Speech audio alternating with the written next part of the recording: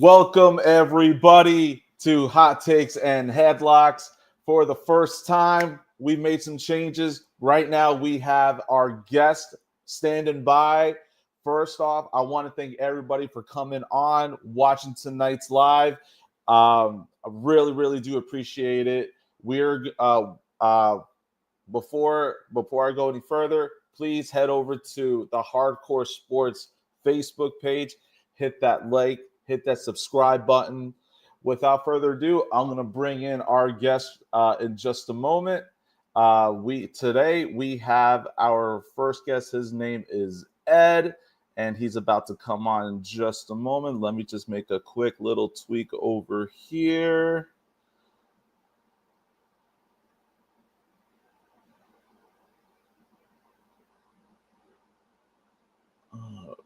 Okay. Sorry, everybody. 1 second.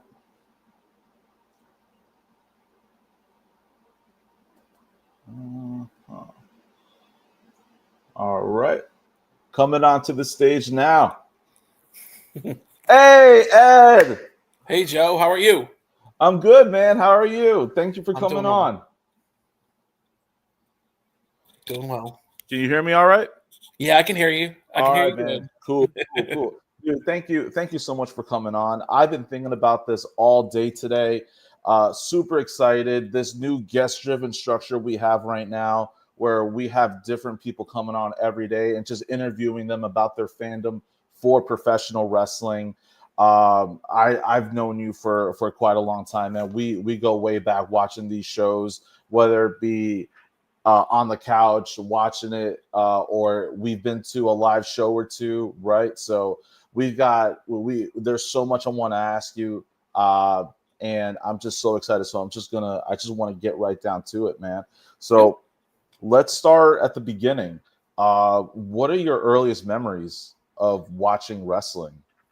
I think my earliest memories of wrestling was the late 1999. I didn't get to see Taker till he returned back in 2000. So my earliest memories were of The Rock, like the 2000 Royal Rumble, Too Cool, all of those wrestlers back in the the late 90s. I didn't I know I've watched a lot of old pay-per-views, but like 1999 when The Rock was big, Triple H, DX, when Triple H was that mega heel, like the ultra hatred. Yep. I just remember all of those memories from 1999, just Yeah. watching Triple H and The Rock fight, and then getting to see Stone Cold and The Rock have it out. Yeah. That's the Attitude Era, man. That's the Attitude Era that we love. Though those late '90s times, man.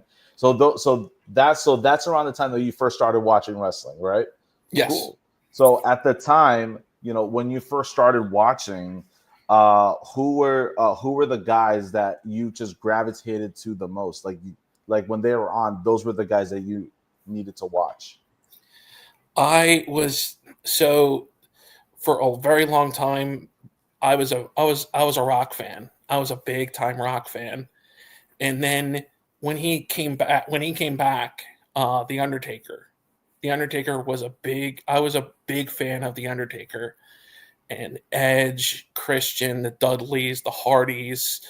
I was a big fan of a lot of different people. Like it was just watching the entire show play out and watching. I have to say, I was a big time Triple H fan. Watching him be that mega heel, I always hated him, Yeah. but you love to hate him. Yeah. That's what he 100%. wants. Over here we got Jeffrey chiming in the chat. What's up, Jeffrey? What's going on, man? Thank you for stopping in. And he also shared Taker got him into wrestling, man. Taker was a big time one. He was always a consistent person that was there. So, do you prefer, like, Taker always had so many different versions of his character. So he was the undead character. He had his Ministry of Darkness character. Then he went to American Badass. Then he came back as the Phenom. So, what version of Undertaker do you feel you like the most? I like the Phenom.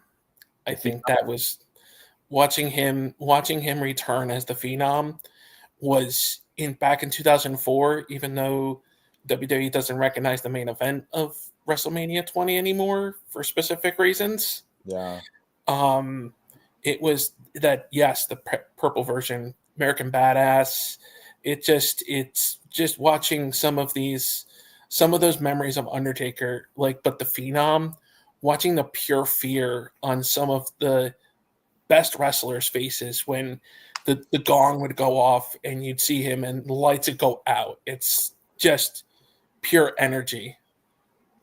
So you were a Rock fan, but you were also a massive Undertaker fan. So when The Rock did his impression of the Undertaker for a backstage promo, how much did you pop for that impression? That impression was hilarious. Had me crying watching The Rock literally put his head back, roll his eyes back in the back of his head. Rest in peace. Oh my gosh, man. I remember seeing that as well, laughing my butt off for all those impressions he did, man. If I remember correctly, I think that was his promo for right before going out for the Armageddon Hell in a Cell, Yes, the 6-man Hell in a Cell match that they had at that time. when Undertaker threw Rikishi off the top of the cell Yep, into the yep. truck. Yep, and if I remember correctly, I think that was also New Jersey. So that's a Yes. little bit of something that New Jersey will always have. You know, we Jersey has the one and only 6-man Hell in a Cell match. There has All not been time another ever. one since then. Jeffrey chiming in. How do you feel about Mean Mark in WCW version of Taker?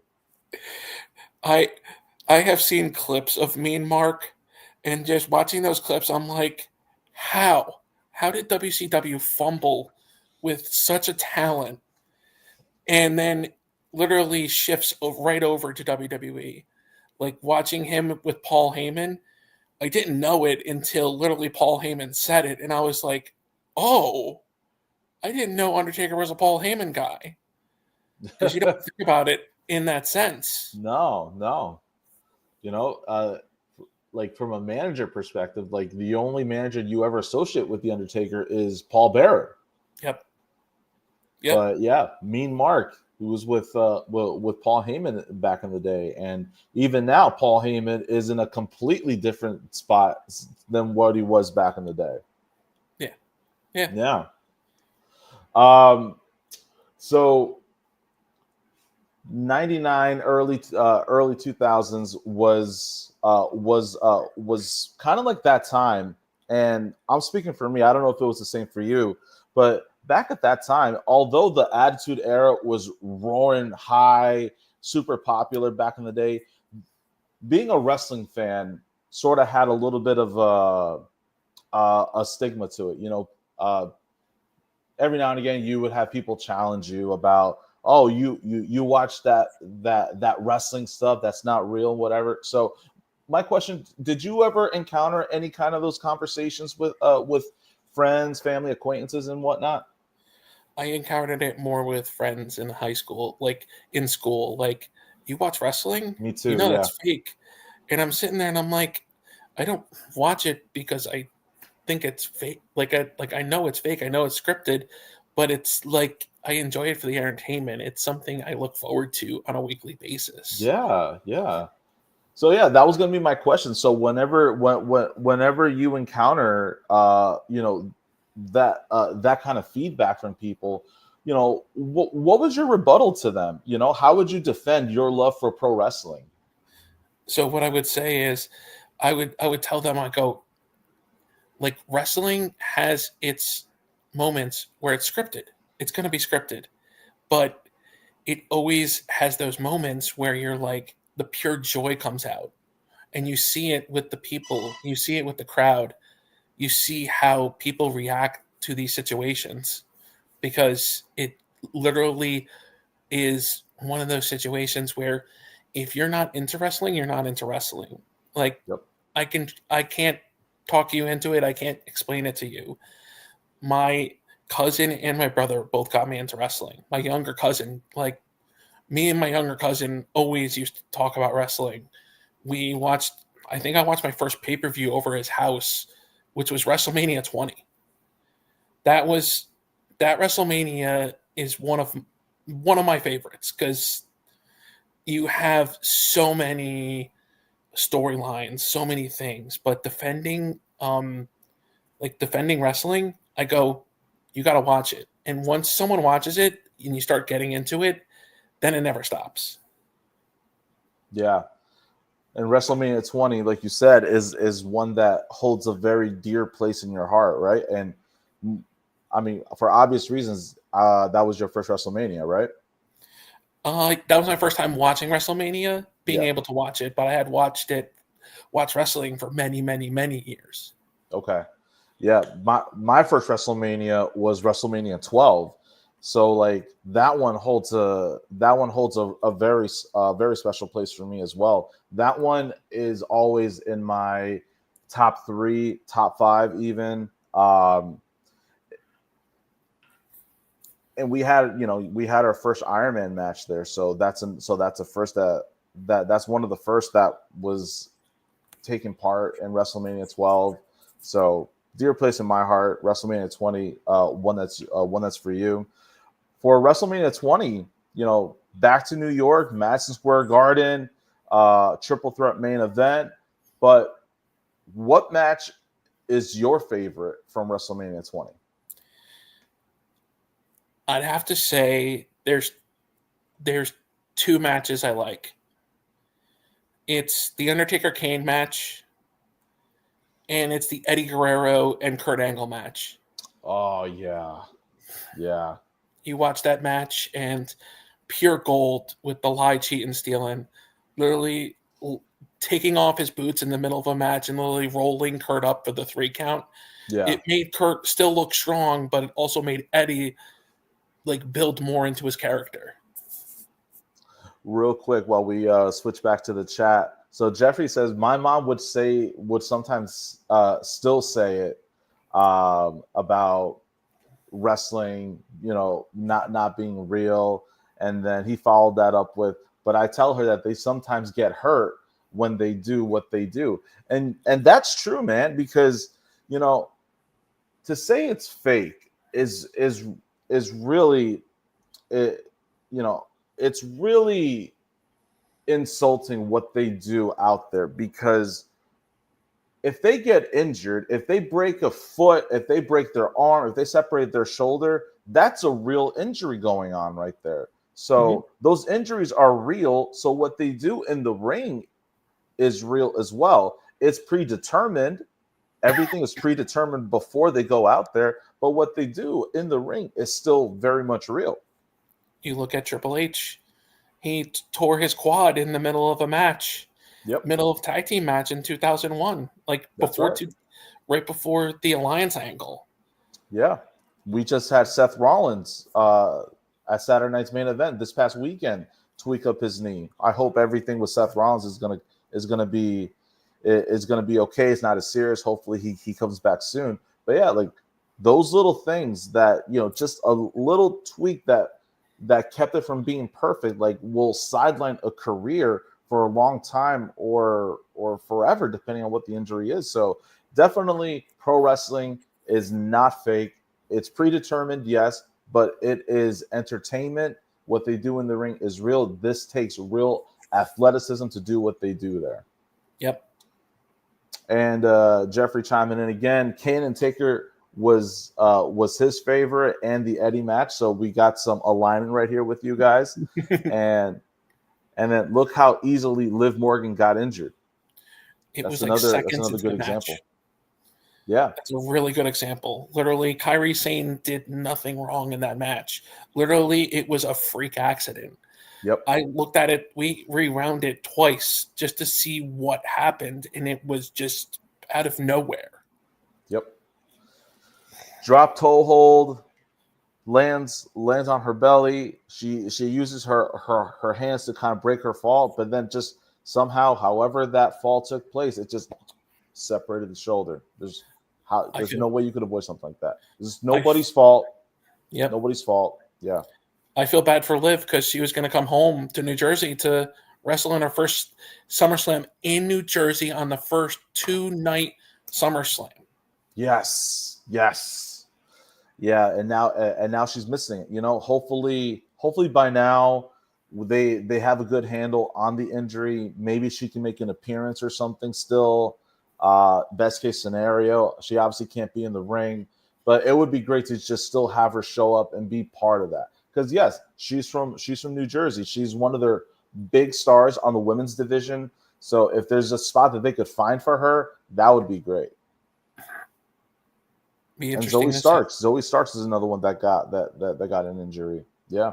So yeah, I think we're all aligned. What they do in the ring is real, and it would be nice if everybody out there on the outside of the wrestling bubble just acknowledged that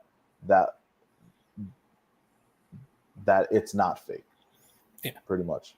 But going back to WrestleMania 20, man. So we got the Eddie Guerrero and Kurt Angle match. That was a great finish right there, coming off of having a championship title match at No Way Out the month before that with Brock Lesnar. Yeah. And then for me, if you had to ask me, definitely Kane and Undertaker was the one that I take away the most from WrestleMania 20. That was great. Him coming back. They would do these teases leading up to the match where Kane was in denial. No, I buried him. The Undertaker is gone and he's never coming back.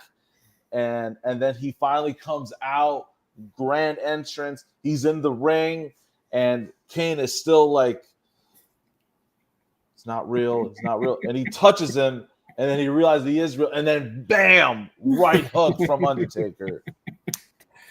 You missed one of the best parts. Paul Bearer. Oh, yes. That's right.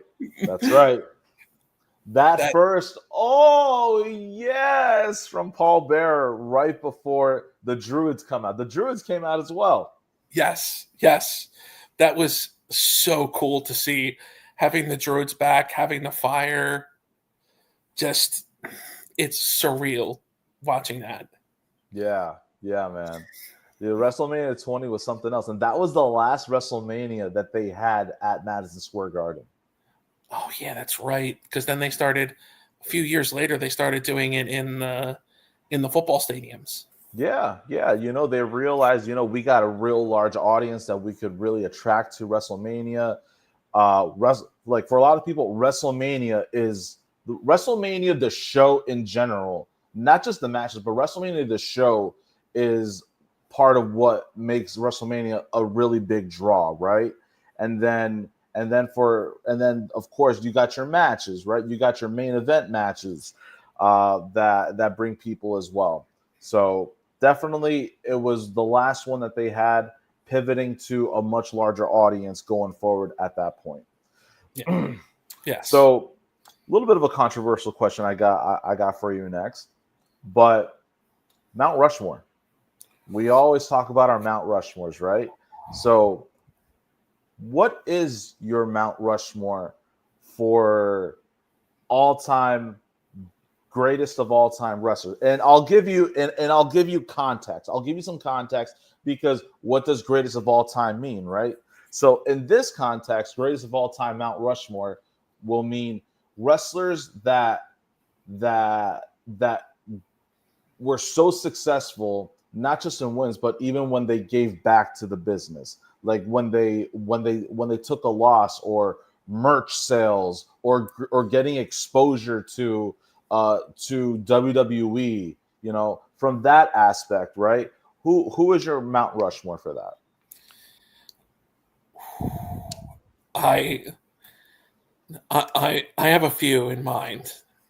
I think the first one I think of, and it always comes to mind, and his career got cut short, it was Stone Cold. If he Without a doubt. Yeah. Without a doubt, you can't leave Stone Cold off there. Every time he comes out, you hear the glass break, every single fan is off their feet and getting a reaction. he gets a reaction every time. And he was supposed to be a heel. And they literally couldn't get the fans to boo him. Mm-hmm. Even during the Alliance era, he would always get a huge pop. Yep. And he had one of the best selling T-shirts of all time, man. Every time that merch sells, you can't deny Steve Austin's merch sells. Nope. I think up there with the NWO shirt, Austin had the next best selling shirt of all time.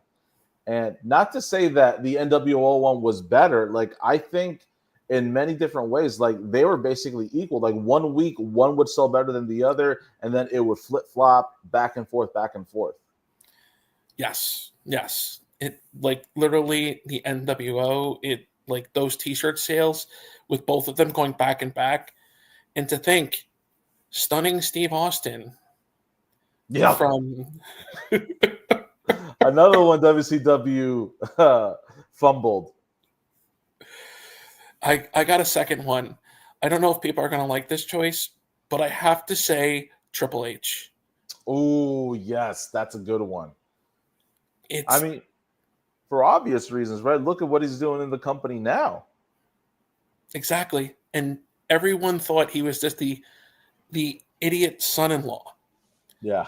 As one person who most coinedly termed it during his pipe bomb. Because you look at Triple H, he always was most hated, but he always got that reaction. He always just gave back to the business. If it wasn't for Triple H, we wouldn't have a Randy Orton or Batista. Because definitely agree with you there. Yes. Because Evolution, 2003, 2004, every time the Monday Night Raw came up, you're like, what's going on with Evolution? Mm-hmm. That was when I was in eighth grade and I was in ninth grade. That's all we talked about. I had a few friends at school who always talked about it. I remember one of them was Chris Turner. He always talked about Evolution. It was a very like surreal watching Evolution grow. Yeah. And then the payoff. I mean,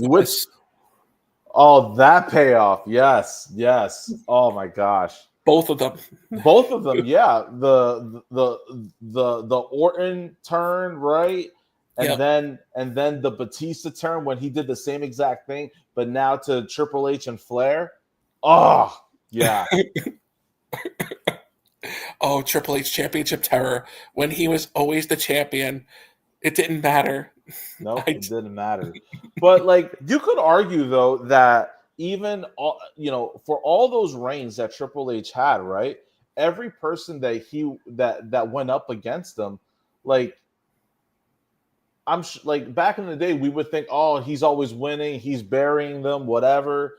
But like in hindsight, and I don't know if you agree with this or not, in hindsight, like I think that he brought the best out of his opponents.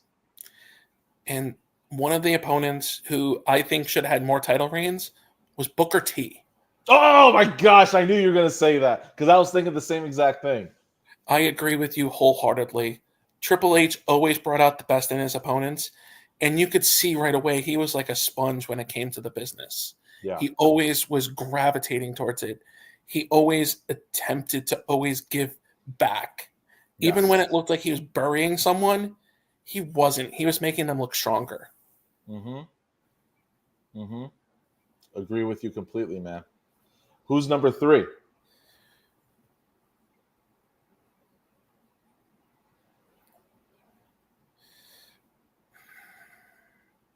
Undertaker.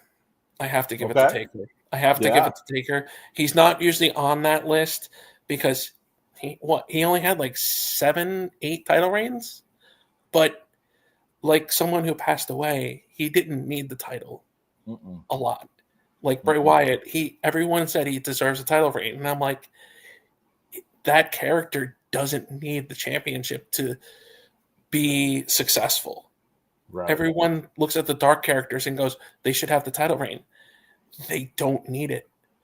Undertaker always put on great matches, which is why he was The streak was not supposed to happen. He was technically supposed to lose to Edge back in 2006, Yep. 2007, I think. And Edge said no. And the streak literally just kept going. He was like, "No, I'm not the guy. I'm not the guy that should be taking this streak." And No. then the streak just took a life on its own afterwards, man. Like it's so, like right when they made it aware to us, this guy has never lost at WrestleMania. Then it was like, who's it gonna be next? Who's it gonna be next? And then you have all of these opponents that that would come up. I think even Mark Henry was pitched to win the streak when he went up against him at WrestleMania, and even he said, "No, man, Nope. that's not me. I'm not the one that should take over the streak." I think they gave it to I think they gave it to the wrong person. I don't think Brock Lesnar needed the streak. I think the person you should have given it to, which would have been the perfect leadoff to what happened in 2020. You should have given it to Roman. You should have given the streak to Roman. Okay. Because then you build up a heel character. You change his narrative. People are already booing him as it speaks. His match is not the greatest. Go ahead. No. I was gonna say that, had they done that and given the streak to Roman, it probably would have meant, hey, because Roman went up against Undertaker as well at Mania, and even though he beat the Undertaker at that point, that victory didn't really mean anything because the aura of an Undertaker match at WrestleMania was the streak. Is he going to conquer the streak? The streak wasn't a thing anymore. So it was just, in my opinion, just another way for them to get us to want to cheer for Roman Reigns. But it's like, no, man, like that ship sailed like 2 years prior with with Brock Lesnar taking over the streak at that point. Yeah. As far as Roman being the one to conquer the streak, I'll say this, man, that is definitely a hot take right there. A lot of people will agree. I'm actually on the side that disagrees.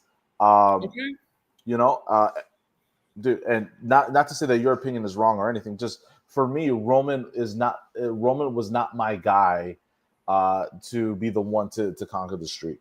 If you were to ask me, the guy that it should have been to beat Undertaker's streak, Bray Wyatt. Bray Wyatt was my choice. I don't disagree with that either. I think if he would have beat Brock Lesnar, because the narrative going in to WrestleMania, what was that? 33, 31, 30? WrestleMania 30 was Brock, and then Bray Wyatt was calling him out week after week for WrestleMania 31. Yeah, it should have been Bray Wyatt, because imagine how far up the card he would have gone with that. It would have been just a stunning victory. And the way Bray Wyatt worked, not knowing what happened to Taker until afterwards, the stroke that he had, literally having to be carried out, I thought he was actually I didn't know what happened. It was very shocking to hear that. Yep. And then I think McMahon, Vince even left WrestleMania before the main event to accompany Undertaker to the hospital. And that's how much respect Vince had for Taker, because Taker demanded respect. Oh, here's a really solid question right here from Jeffrey. How about Tribal Chief Roman versus The Undertaker? The Phenom versus the Tribal Chief. That has marquee written all over it right there. Yep.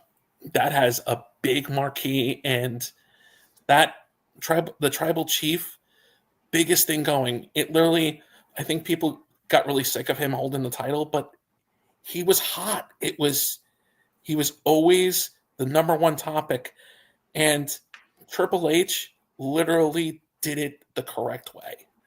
The way he ended that reign was smooth. You didn't know it was coming. Chef's kiss to WrestleMania 40. Because everyone going up into WrestleMania 41 thought, was it 40? WrestleMania 40, sorry. WrestleMania 40, 41 just passed. Literally, you thought Roman's not winning. Roman's winning. Roman's winning. Oh, he lost. He lost. Yeah, man. The faces. It wasn't even like when Roman lost. It was hugely different compared to when Undertaker lost a streak. If you recall when Undertaker lost to Brock Lesnar, arena goes silent. You got the one guy with the glasses, right? Those big wide open eyes, like that. It's a terrible impression, but everyone was like, "What? Did the referee mess up? Did the referee actually count to 3? Is this actually happening?" And then you flip flop that to when Roman lost at WrestleMania 40. None of that. It was just cheers everywhere. Everyone's so emotional. Cody finished the story. Magic Yes. in the ring. Yes. And you look at the reaction of WrestleMania 30 to 40. Literally, I think we were in your apartment when the streak ended. I think so. Yeah. Jeff was there. So. Yeah. It was at that point. That was actually the first Mania that was on the WWE Network at the time. Yes, it was. Yeah. And I was sitting there and I was like, "There's no way." And then the pause. Yep. The pause. And you see Paul Heyman's face. He's like, he did it. And then you're a winner, and you're like, oh, he didn't mess up. Mm-mm. And then you see the graphic. When you see the graphic, that's when you know it's true. And Jeffrey, right on point as usual. Time froze when Taker lost the streak. Yep. I couldn't have said it any better. But when you see the graphic, all right, 21-1. It's official. You cannot undo that. That's official. That was the official end for the streak at that time. Yeah. And then you got Cody Rhodes finishing the story. Yeah. Yep. So we went a bit off on a tangent, but that's okay because we're wrestling fans, right? Damn it, right? It's okay. But we're going back to the question of your Mount Rushmore, right? Greatest of all time, for merch sales, giving back to the business, propelling the business forward, exposing it to a grander audience. So we've got Stone Cold Steve Austin, Triple H, and The Undertaker. But who takes up the final spot in your Mount Rushmore? I have 3 potential, and they're all guys that just one who literally made the business, but is not the most liked person right now. Oh boy. I'd have to say Hulk Hogan. I put him on there because without him, there's no WrestleMania. Ooh, that's a hot take. Without Hulk Hogan, there's no WrestleMania. Ooh, okay. But all right. Without him, the industry is not here. It went here. Even though you could say, especially with the WCW, the incident in WCW, where he walked out, where he was supposed to lose to Jeff Jarrett, and Jeff Jarrett just laid down. But Bash at the beach. Bash at the beach. Bash at the beach. Oh man! And then you've got Vince Russo coming in afterwards. Oh man! And even Hulk Hogan cut a promo on Vince Russo on his bad decision making, the company where it was at the time. Yeah, man. But you're right. You cannot ignore the massive fan reaction Hulk Hogan had. back in the 80s, and just when you thought the Hulk Hogan fanfare fizzled out in the early 90s, what happens? Boom, NWO. Mm-hmm. And he's back on top again. Yep. Can't ignore that. No, you cannot. And I'd say it, like, without Hulk Hogan going to WCW, I don't know if WWE ever gets the Attitude Era. Because you look at where WWE was when Hulk Hogan left. Yeah. You see the reactions by fans. There was a lull there for a long time, and then one after another, after another, after another. Mm-hmm. You have Rock, Stone Cold, Bret Hart, who carried the WWE for a very, very long time. Yeah. Shawn Michaels, the Montreal Screwjob. Yep. Montreal Screwjob, man. One that still gets talked about to this day. Man, what I would give to be in that arena at that point, to see all that transpire, man. Speaking of Bash at the Beach, WCW Vault uploaded 1992 full events.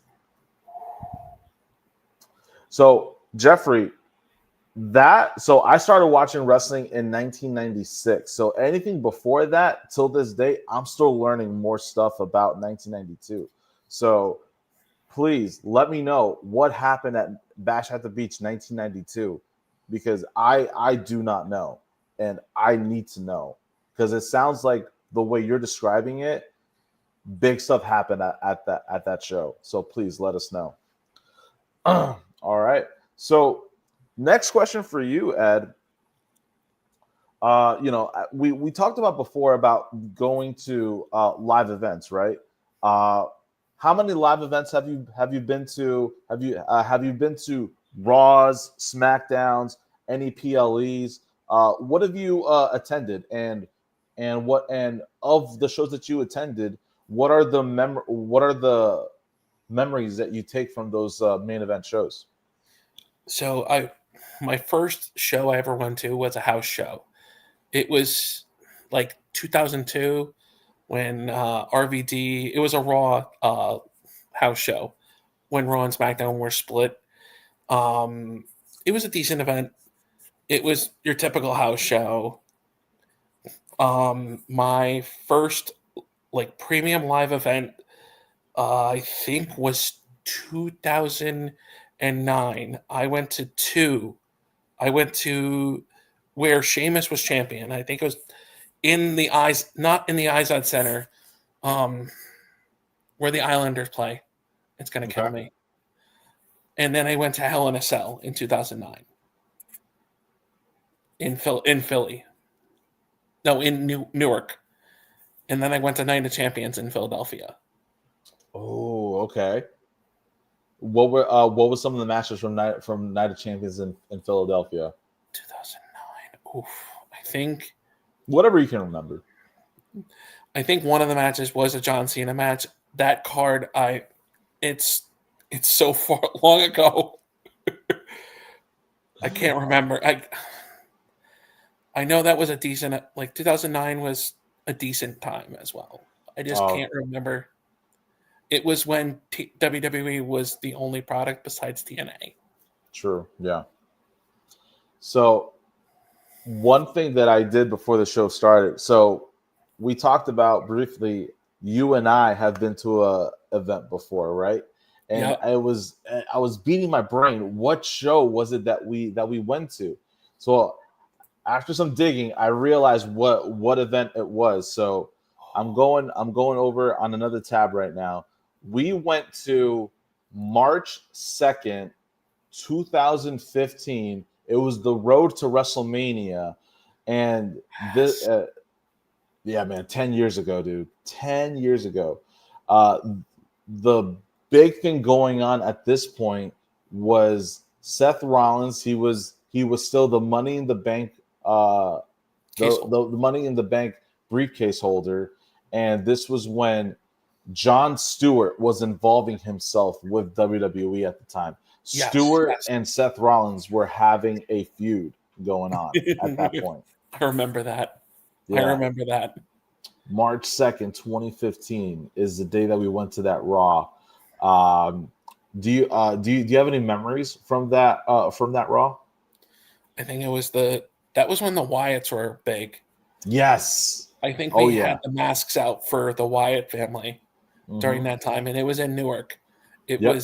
That Raw, like leading up to that WrestleMania, they were building up that WrestleMania. It was starting to get big. It was starting to really look good.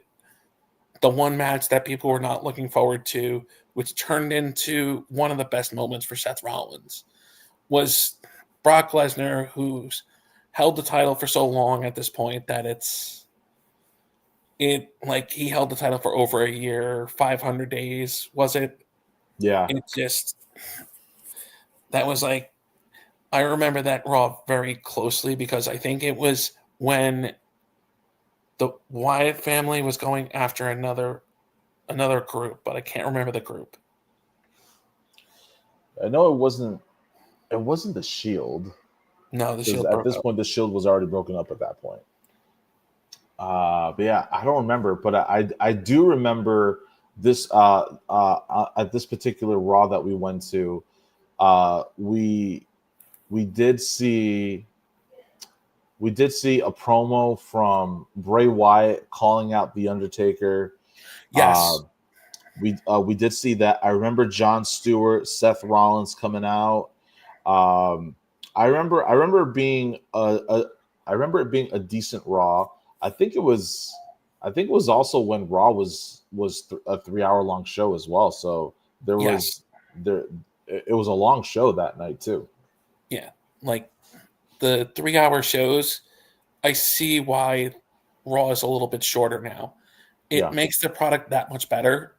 They tried it with SmackDown, and SmackDown was turning into Raw 2.0 with the Yep. 3 hour show. I like them moving to 2 hours. The 2 hour shows, you fit a lot into 2 hours. Mm-hmm. The crunch. Yeah. Yeah. It's easier to digest. What else? You feel one change though from now versus their booking then is we're getting less matches now on the show. Yep. I don't know if you noticed that or not, but even on PLEs, whether it be a Raw or a PLE, you're getting 4 to 5 matches a night. Yeah. And if you're not performing in the ring, you're doing backstage promos, or you have a vignette that's getting broadcasted, right? Yeah. So the booking now is definitely different from how they booked before, where they would have a lot more matches, and even some matches only lasting 2 minutes. Yeah. What do you how would you say you prefer your booking for a match? Do you prefer more matches even if some are shorter, or do you prefer less matches on a card and have them last longer? I'd say less matches. Okay. Because I was at WrestleMania 35. The last WrestleMania at MetLife, when it was before the 2 day, it was 2019, and you had like that pay-per-view started at like 6 o'clock. It didn't get done till past midnight. Like, Ed, hold on a sec. Have we ever talked about you going to WrestleMania 35 before? nope. Because right now, I'm super envious of you right now. I kind of want to just, how could you have gone to WrestleMania 35 and you not told me? Oh my gosh, I'm so jealous of you right now. Oh, man, every time we've had a WrestleMania here and it's been at MetLife, I kick myself in the ass for not being able to attend. So I am so envious of you right now to find out that you went to WrestleMania 35. Wow. Yeah. And I also went to WrestleMania 29. The infamous WrestleMania 29. Good for you, Ed. Good for you. My gosh. Wow. You've been to 2 WrestleManias. I haven't been to any. Oh my gosh! Wow. You should go this year. I heard WrestleMania 35 was longer. Dude, that was a very long WrestleMania. How did you get out of that? Because if I recall, because they ended that show really late at night. Yeah. Like probably like 12, like midnight or 1 in the morning. Yep. You know, all of your public transportation is shut down for the night. How did you get out of there? My friend who won the tickets literally drove us, so it was a nightmare getting out of there. And at that point, we were both dead tired. It was just one of those pay-per-views where it's like, it was good, it was great, but I think the one moment that kind of like silenced everything in a good way, Kofi Mania. Oh my gosh. The Jeffrey, match. we're not talking about Batista tripping, man. I know it happened, but let's pretend it didn't happen. Because that was his last match ever, man. It was so unfortunate for him to trip going into the ring for his match. Let's pretend that didn't happen. But yes, I know it happened. Titus O'Neil.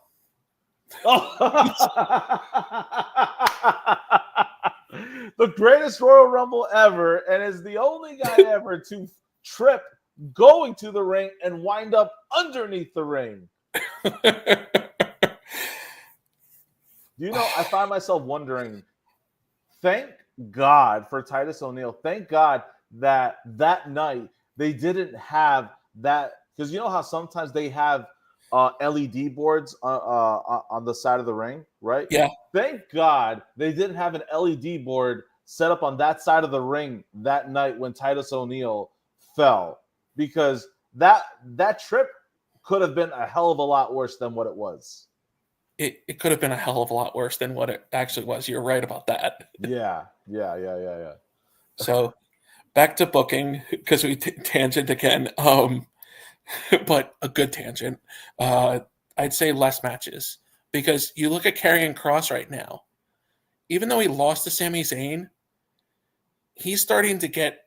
He always has these good promos, and just him, just talking, using his mic skills. You see it. His matches sometimes he's getting better with the selling, but I'd have to say you look at Karrion Kross, who's getting hotter, who's getting hot right now, because you look at his character. He was one that was like, all right, we're just kind of brush him off. Like in NXT in 2020, he won the NXT title. Then he was one of the losses of Vince McMahon, getting cut, coming back with Triple H coming back. He's a guy like that benefits from these vignettes. Mm-hmm. His booking sometimes is in between, but he always knows how to spin it. Yes. And you look at his Twitter account right now, he's literally calling people out on podcasts, on YouTube channels. He's consistent with the way he does things. Yeah, man. He has such a following right now. You can't ignore it. You cannot ignore the following this guy has. And he's a heel. He's a heel, and he has this kind of following. You know, it happened just recently too, but you know, they as in the WWE will never admit they'll never admit how powerful the WWE Universe's voice is when they really get behind something, right? But you look at you look at the pattern at what's happened in the last couple of years. You have, for example, Cody, who wins the Royal Rumble, but then The Rock comes back and he says he's gonna, he'll take the main event away from Cody Rhodes for it to be Rock versus Roman. And then what happens? You have an internet uproar happen. We want Cody is the hashtag. WWE cannot ignore this. So they do one of the greatest pivots they've ever done. And then that's how we have night one main event, Rock and Roman Reigns versus Cody and Seth Rollins. Yep. Most recently, you have the R-Truth the R-Truth getting let go. Yeah. WWE Universe goes bananas about it online. We Want Truth is trending, and now look who's back. R-Truth, right? Yep. So it goes, and going back to Karrion Kross again, the following that he has, man. The WWE Universe, when they unite on something and they get fully behind it, the WWE cannot ignore that, and that's definitely a big factor as to why he's getting pushed more and more TV time on Raw nowadays. Yep. I have another example from WrestleMania 30. The Yes Movement. Uh-huh.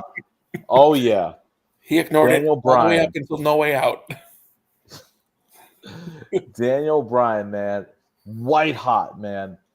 White hot. Man, aside from Cody Rhodes, I Daniel Bryan is the only other person I can think of that had so many people behind him winning that title at WrestleMania.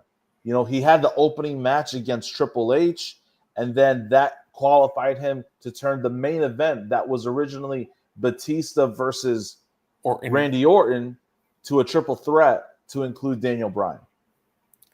The one thing I hate is he got hurt. He won the title and then got hurt. Almost immediately. Yep. Almost immediately. And then that title reign got cut short, unfortunately. Yeah. That was unfortunate because he was white hot, and to see it built up would have been even better. Yeah. But he had one of the best stories going into Mania. The payoff was amazing. And then he became champion again. Years later, he comes back to wrestling after being told he could never wrestle again. He becomes champion again, but as a heel. Yep. And he was really good as a heel. He could go either way. Daniel Bryan, Daniel. Was he go by in AEW? Bryan Danielson. Yeah. Bryan Danielson. Just watching his heel work, watching his face work, he's great as both. Yeah. You love to hate him, and you like to cheer for him. Oh yeah, 100%, 100%. Storyline angle. What is your favorite storyline angle ever?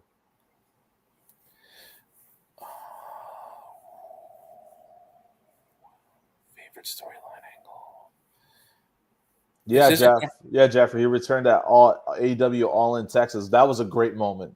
Such a great moment for him to come back. I saw that he returned, but I didn't get to see the pop. The Planet's champion. The Planet's champion.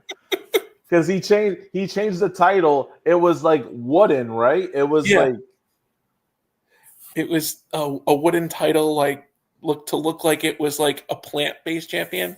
Plant-based champion. Yes, thank you. That's the word I was looking for. Yes. I'm trying to think of best. There's a lot of good storylines that I'm thinking of.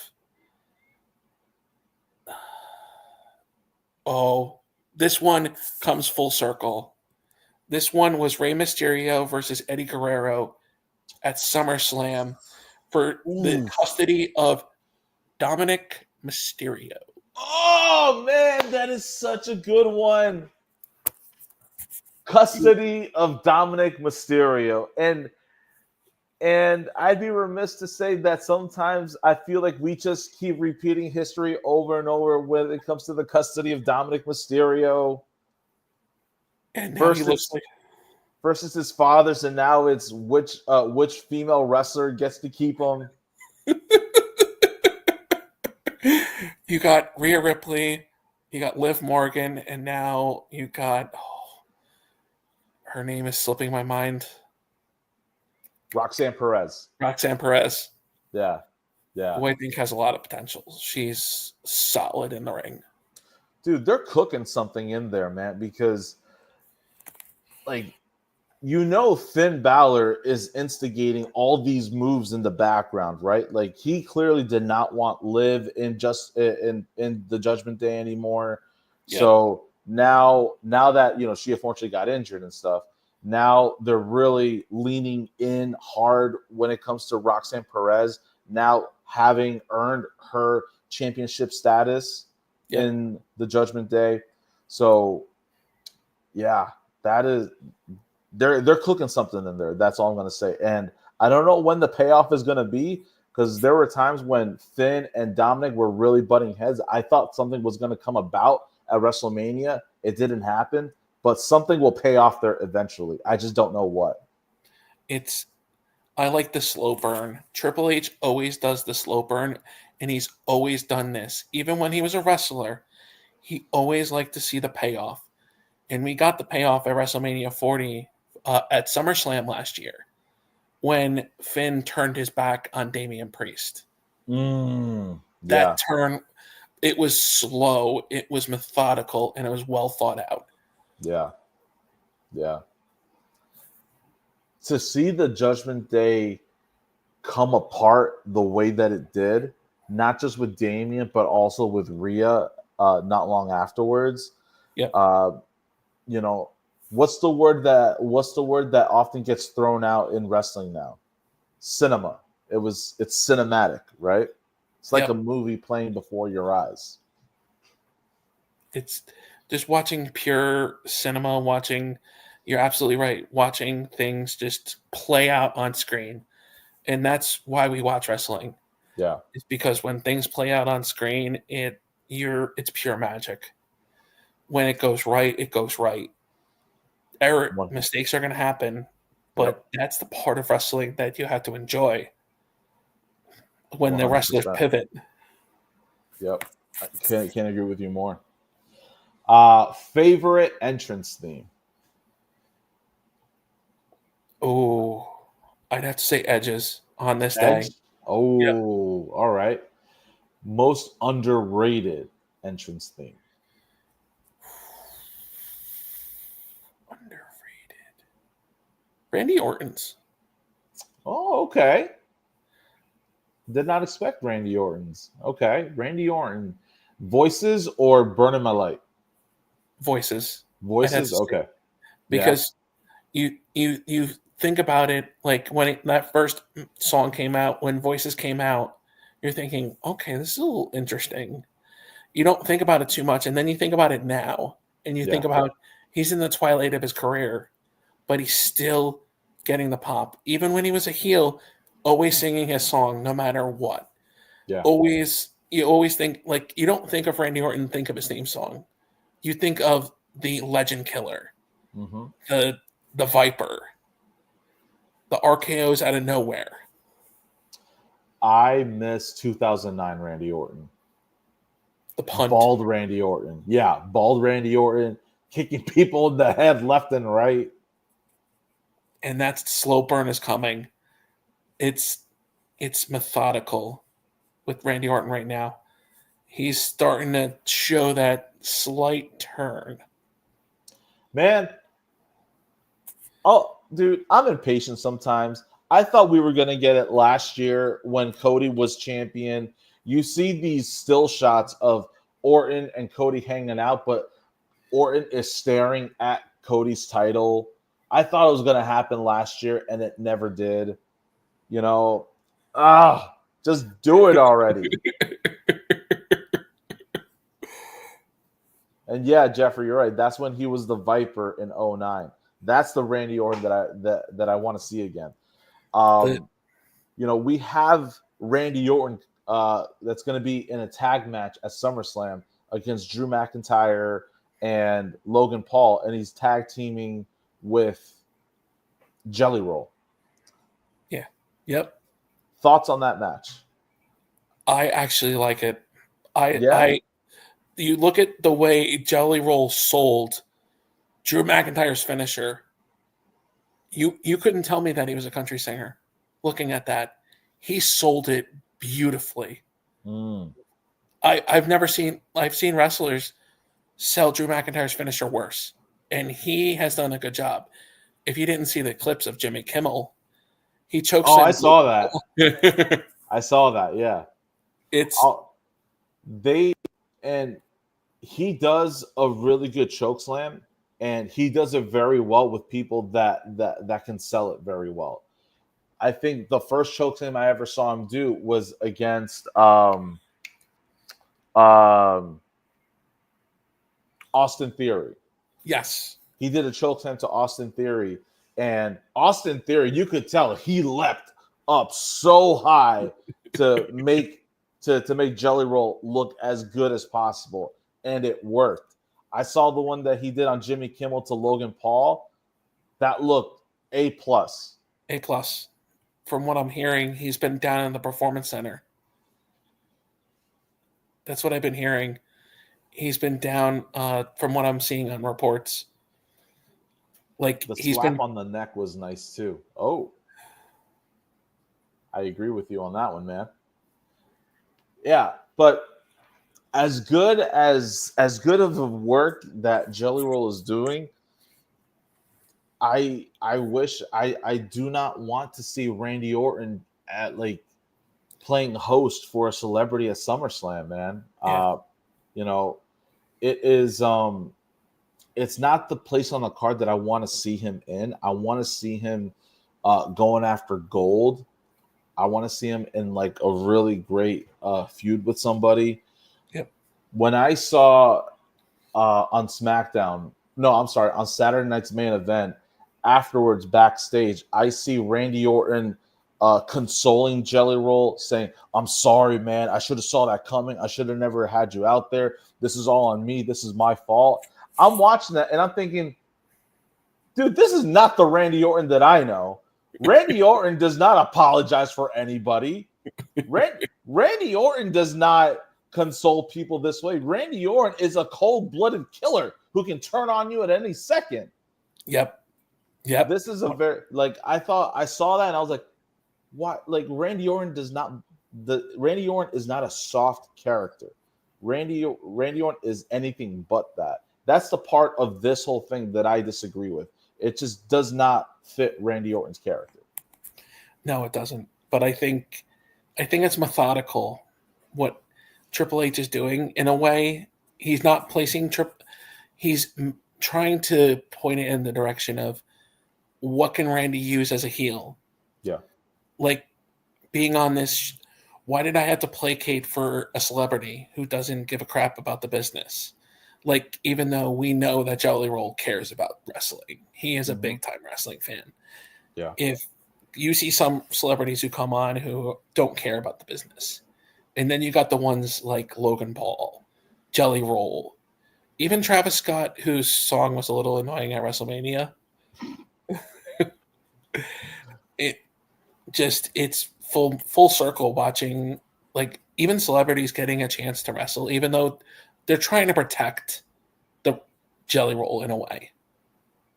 100%. Yeah, they're sort of giving him the treatment of when Ronda Rousey first debuted, right? They put her in a match where you have a whole bunch of ring generals in there. You had Triple H and Stephanie, and she was tag teaming with Kurt Angle, right? Same deal here. You have Jelly Roll with Randy Orton, Logan Paul, and Drew McIntyre, all ring generals in their own right.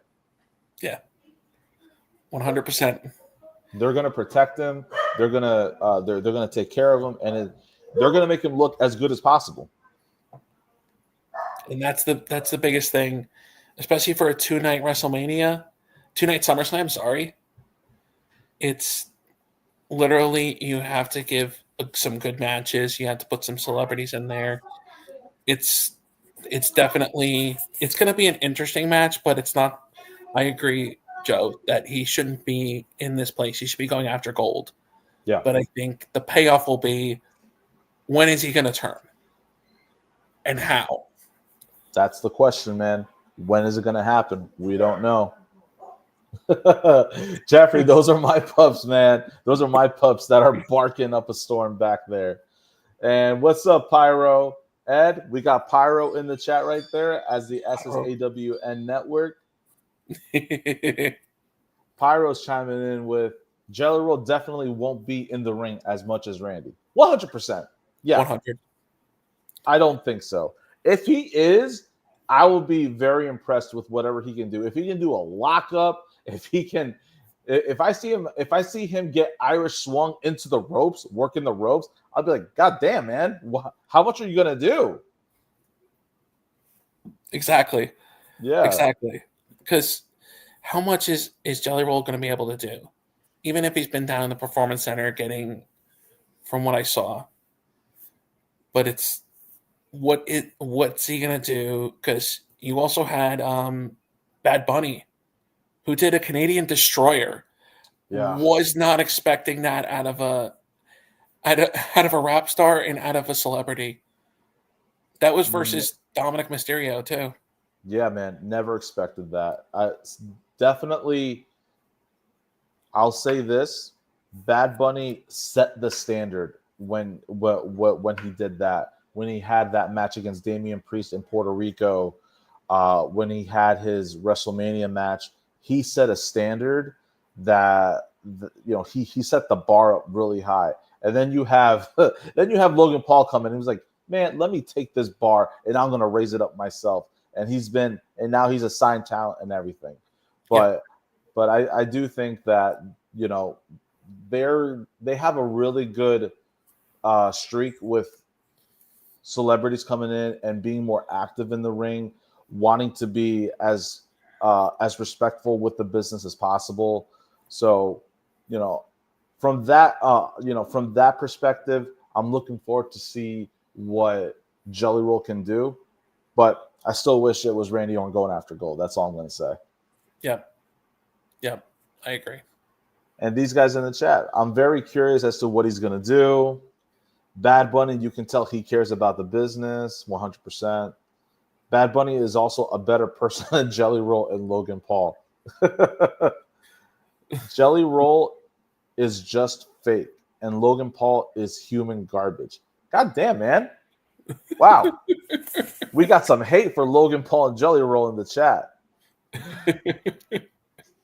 Ed, I want to thank you for coming on here, giving us your time. We've been on this for a little over an hour now.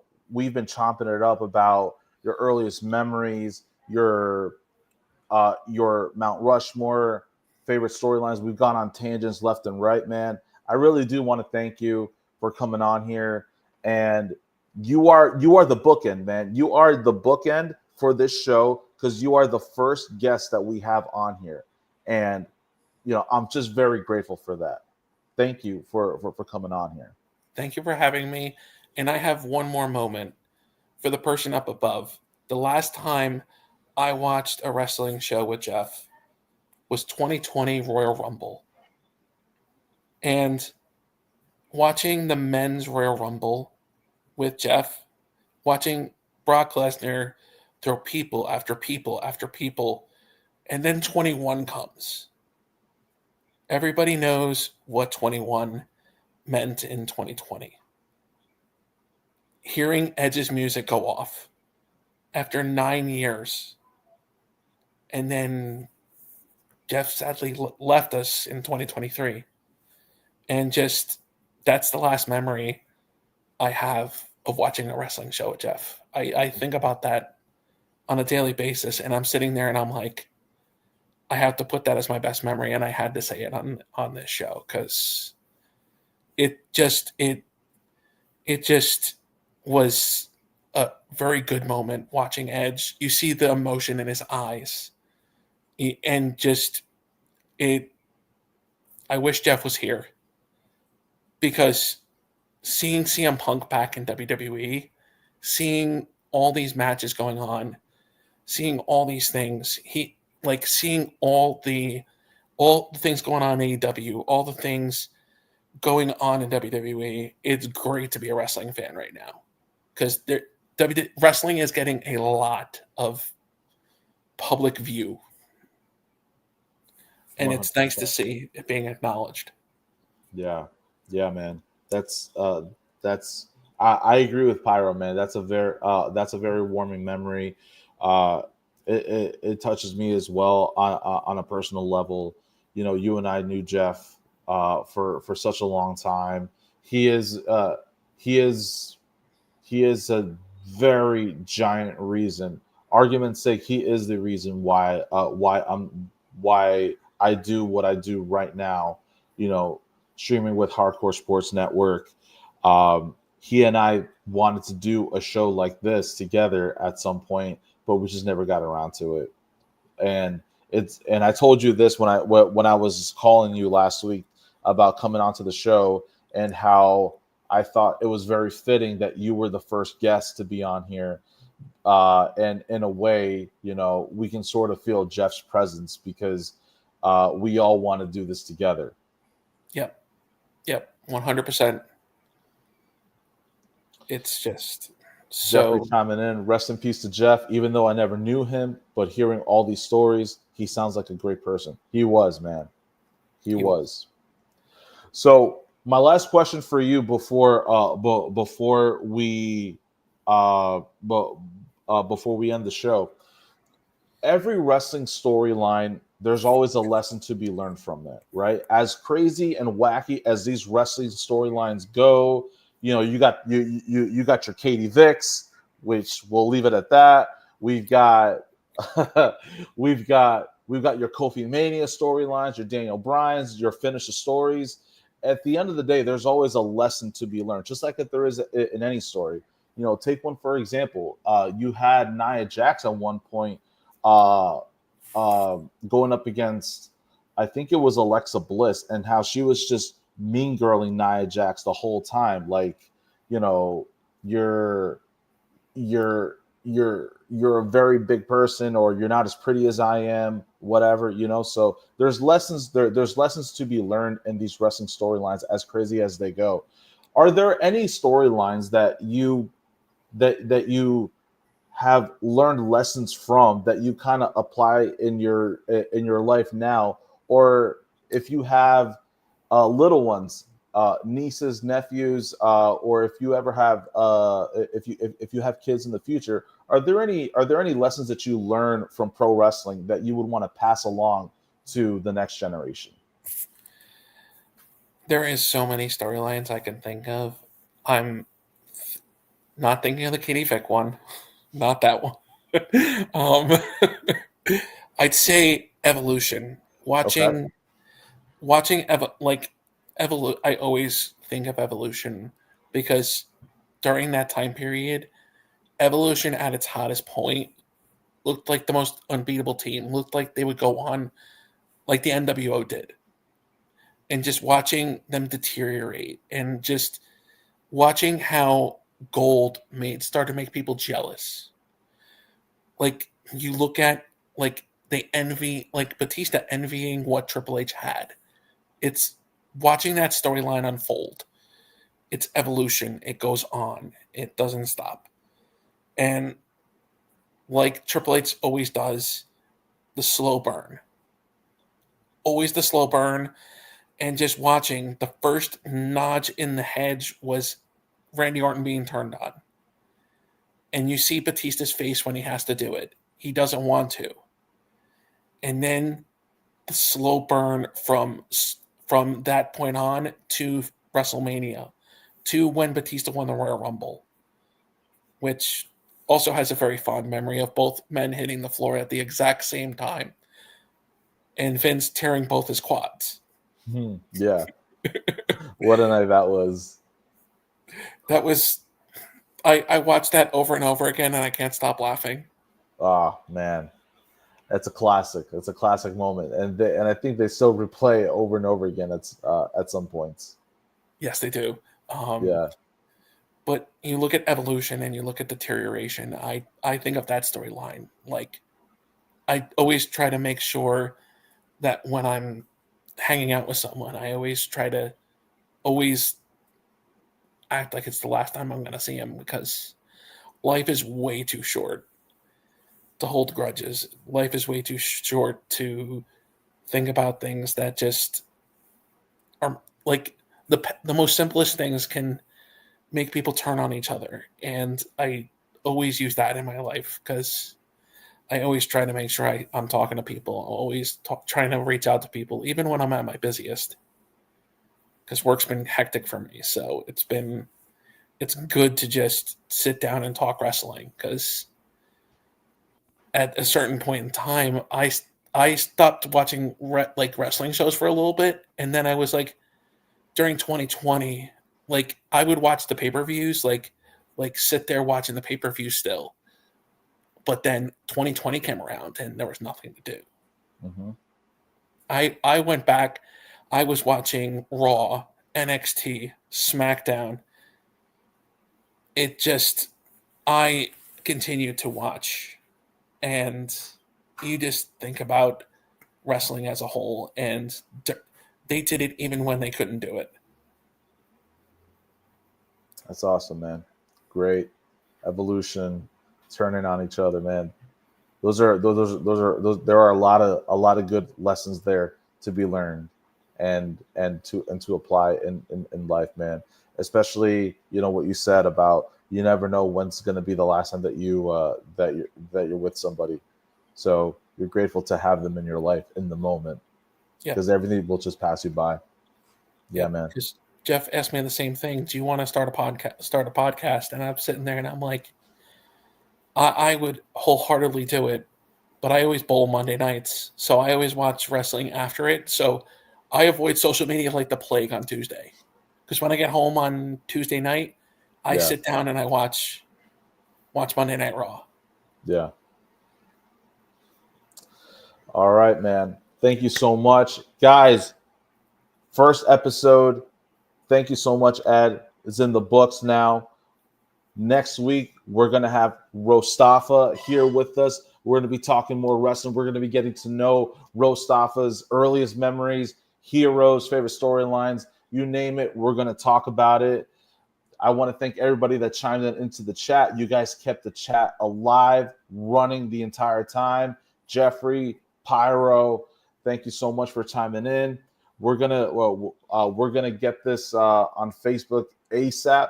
We're gonna get it to work so that way we're on live for everyone to see. I think right now I have to edit the privacy from only me to get it to be public for everybody. You guys like and subscribe to Hardcore Sports Network. Shoot in some feedback over here at hottakesandheadlocks@gmail.com. If you like what we're doing, let me hear some positive feedback. If you guys are interested in coming onto the show, you wanna be on a show, let's chat. We'll get you into an August slot. Right now, we're filling slots for August, and yeah, man, dude, I had so much fun. I feel like there was stuff that I learned about you that I didn't even know. Like you going to 2 WrestleManias and you never even told me. Thanks, Ed. Thanks, man. You couldn't invite me? Come on, man. Man. But dude, this was so much fun. Again, thank you so much. Hour 18 minutes, man. That's longer than I thought that we would go. But again, I just so appreciate your time, man. And if you're ever interested in coming back on, please let me know. We'll set something up, because I can talk about wrestling with you for hours, man. There's so much that we didn't get to cover. We should definitely do another one. We didn't cover. Oh, we only scratched the surface. Yeah, most for sure, man, for sure. All right, guys, thank you so much, everyone. Have a good night and take care.